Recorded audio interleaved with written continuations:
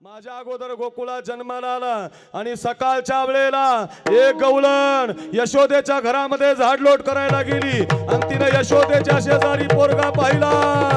सगळ्या गावात बोबाटा झाला.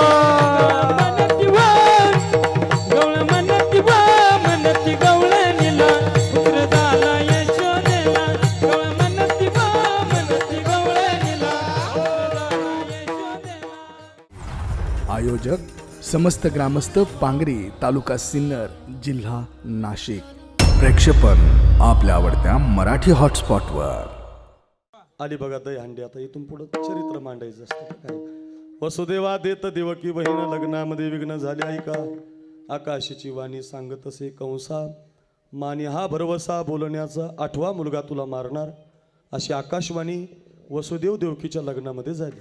हातामध्ये शस्त्र घेतलं, कथा लक्ष देऊन ऐका, आणि मारायला धावला. आता तो धरीला वसुदेवे, मारू नकोस राजा, मी सगळी मुलं तुला आणून देईल. 6 मुलं कंस मामानं मारली. 7वा गर्भ योगमायेने नष्ट केला. 8व्या गर्भाच्या वेदना सुरू झाल्या. देवकीचे तेज दिसे जैसा सूर्य, कंसाचे हृदय जळतस. एवढी छान ती देवकी माता दिसायला लागली, कारण तिच्या पोटी भगवान जन्माला येणार, तिच्या पोटी नारायण जन्माला येणार, तिच्या पोटी विश्वाचा मालक जन्माला येणार. मग आयोनी संभव नोहे काही श्रमी, नामयाचा स्वामी प्रगटला. 8 वर्षाची मूर्ती प्रगट झाली नंदाच्या घराला. मजनी गोकुळाला, मला गोकुळाला नेऊन घाला असा संदेश मिळाला. टोपलीमध्ये घेतलं. यमुना मैयानं थोडासा त्रास दिला, लक्ष असू द्या.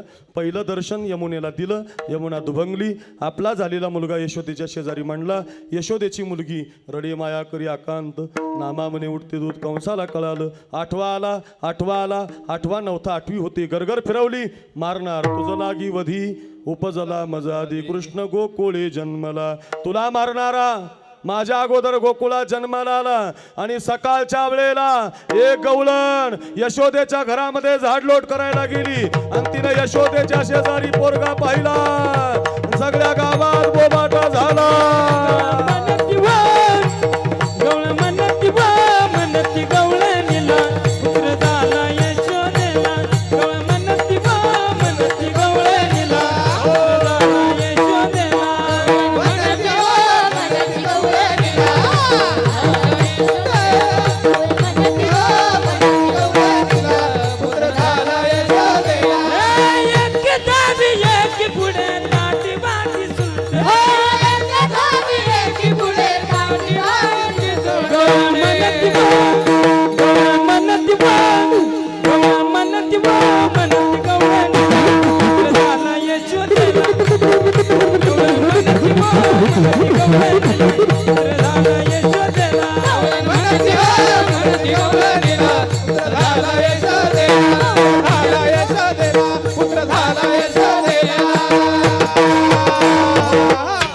सगळ्या गावात बोबाटा झाला.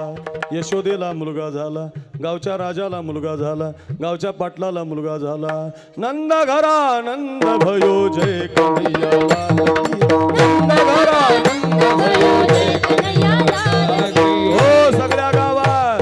तुला माहितीये का, यशोदेला मुलगा, गावच्या राजाला मुलगा, गावच्या पाटलाला मुलगा. पूर्वीच्या काळात गावातल्या श्रीमंत व्यक्तीला, गावच्या सरपंचाला, गावच्या अधिकारी व्यक्तीला, गावच्या सगळ्याला धरून चालणाऱ्या नेतृत्वाला मुलगा झाला की गावातल्या सगळ्या गवळणी तिच्या घरी गर्दी करायच्या, तिची ओटी भरायच्या, आनंदानं तिची नजर उतरायच्या, तिच्या लेकराला हातामध्ये घ्यायच्या, भेटवस्तू न्यायच्या.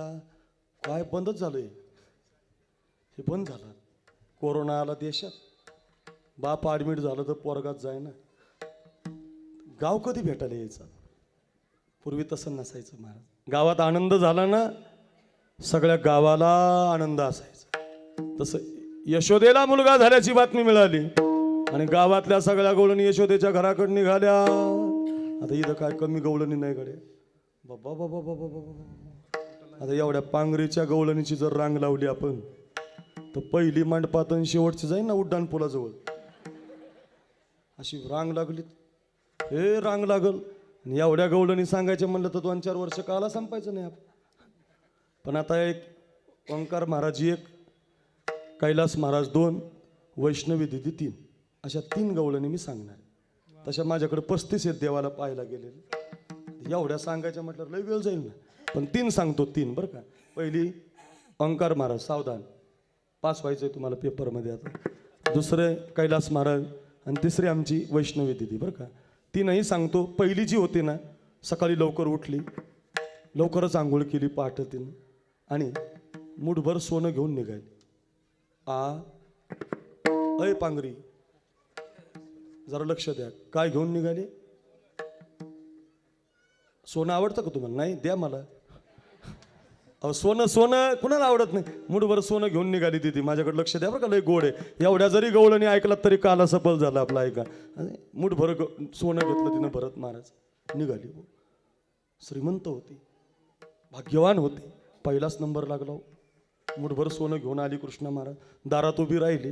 दरवाजा उघडायची वेटिंगच करीत होती, वाटच पाहत होती. बाई पहिलाच नंबर लागला. तोपर्यंत लगेच 2री, 3री, 4थी, 5वी, 6वी, 7वी, 8वी हे रांग लागली.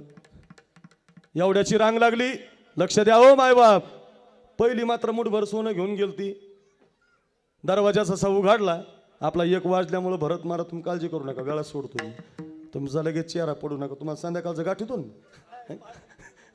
मुठभर सोनं घेऊन मुठभर सोनं घेऊन लागली होती रांगेला. दरवाजा उघडला. माझ्याकडे बघा. घरामध्ये गेली. ऐका ऐका, ते यशोदेचं झालेलं पोरगं हातामध्ये घेतलं. ती सोन्याची मूठ वाळून टाकली. अगोदर वाळून टाकली. त्याला मन भरून पाहिलं. पाहिल्याबरोबर बाहेर आली. ऐका बरं, बाहेर जशी आली तशी आता ही जी रांग लागली होती ना, रांग, सरपंच, या रांगेतल्याने विचारायला सुरुवात केली तिला. बाई काय भाग्यवान आहेस गं, किती सकाळी उठली अशी.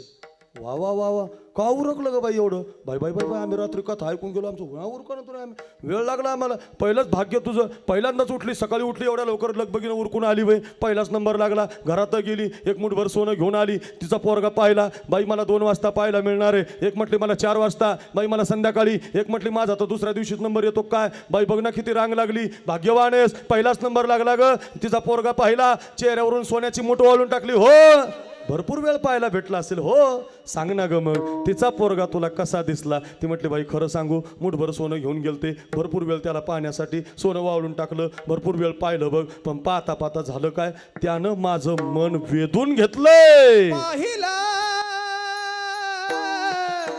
नंदाचा